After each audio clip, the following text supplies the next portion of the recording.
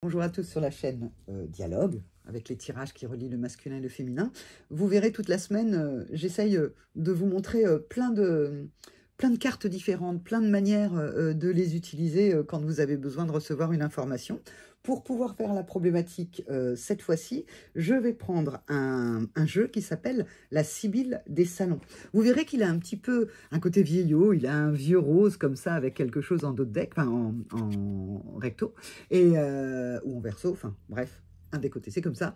Et il est assez sympa. Moi, je trouve qu'il donne une petite légèreté, peut-être un côté un peu suranné, mais en même temps très actuel. Alors, on va aller chercher la problématique avec la Sibylle des salons. C'est parti. C'est aux éditions Grimaud. Hein. Alors, la problématique, elle est avec l'ennemi. Vous verrez qu'elles sont un peu trash. Hein. Enfin, c'est-à-dire que quand elles ont quelque chose à dire, elles le disent sans vraiment s'encombrer. Donc, il y a quelque chose avec l'ennemi. Alors, la problématique serait comment vaincre, puisqu'on a la victoire en dos de deck, c'est comment vaincre quand en fait il y a un ennemi qui se cache, qui ne se montre pas. Hein. L'ennemi est bien caché. Enfin, il est plutôt là. Ou là, en fait, vous verrez où se trouve l'ennemi. Est-ce qu'il a le visage d'un galant et dans ces cas-là, c'est vous qui vous cachez parce qu'en fait, vous n'avez pas envie de le voir. Ou alors, en fait, vous êtes là dans l'homme galant et puis, en fait, il y a quelqu'un avec sa cape bordeaux comme ça qui se cache et il y a l'absence qui est là. C'est-à-dire, c'est comment on fait quand on ne voit pas l'ennemi qui rôde, qui arrive. Comment faire quand, en fait, en ressenti, on a l'impression qu'il y a quelque chose de caché qui n'est pas terrible et en fait, on est dans l'absence, on ne voit pas, en fait. On ne voit pas l'ennemi et pourtant, on le ressent. Alors, on va, pour le masculin, on va prendre l'alias Kay, le 77 d'alias Kay, vous les connaissez, hein, c'est les petites cartes carrées. Alors, pour le masculin, on a une ouverture, ouvrir la porte. Ouvrir la porte pour revenir ouvrir la porte, en fait. Il y a les désirs par rapport à un chemin dont on s'est détourné et écouté. Alors, l'ennemi, hein, on est notre meilleur ennemi. Donc, pour le masculin, ça me parle un petit peu de ça. Comment, quand on est son meilleur ennemi, qu'on a fermé la porte à quelque chose, fermer la porte à un chemin, et que on est en train d'aller revoir cette porte et de se dire j'ai fermé cette porte parce que je croyais qu'il y avait un ennemi derrière, et puis j'ai bien envie de la réouvrir parce que j'ai le désir de la réouvrir, et à ce moment-là, le masculin écoute, en fait, à l'intérieur. Pourquoi a-t-il envie d'aller réouvrir cette porte qu'il avait fermée, un chemin dont il s'était détourné? Il est tout à fait possible que ce soit une addiction, que ce soit quelque chose de toxique, et en fait, le masculin va près de cette porte. Il est prêt à la réouvrir. Il peut réouvrir une porte. Ça peut aussi être avec des regrets. J'aurais pas dû fermer cette porte. Je vais écouter, réécouter. C'est comme si le masculin, on vient dire ici, que en fait, le masculin, parfois, a besoin de réitérer l'expérience pour pouvoir aller réécouter, valider si c'est toujours au même endroit pour lui. On va voir maintenant pour le féminin, on va prendre le petit Grimaud.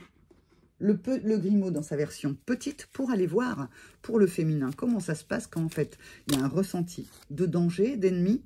Qu'est-ce qu'elle fait?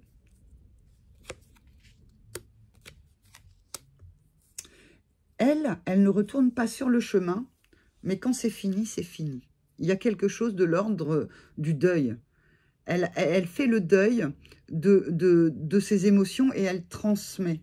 Ou quand elle a arrêté quelque chose, ou quand elle ressent que dans un lien, dans une relation, ça ne va plus, eh bien, on le fait le deuil. Elle arrête. Elle arrête parce qu'elle ne veut pas de relation, d'union, de collaboration avec du brouillard ou avec quelque chose de toxique. Elle met fin. Elle met fin, pourquoi? Parce que elle veut faire tourner la roue. Le féminin donne beaucoup de chance en général. Je ne dis pas que le masculin a un cœur de pierre et le féminin un cœur ouvert, c'est pas du tout ça. Mais le féminin va voir les choses dans la globalité. Elle va pouvoir trouver à la personne une excuse, une circonstance. Même si elle continue à le faire, on dirait bien que maintenant le féminin, en tout cas dans les énergies de l'instant T, de ici et maintenant, hein, tout ça peut bouger, et bien que c'est non, c'est niette, c'est fini. au revoir, terminé, je ne veux plus aller dans des relations toxiques. Le masculin, lui, doit venir rééprouver quelque chose pour pouvoir valider en lui que pour lui aussi c'est fini.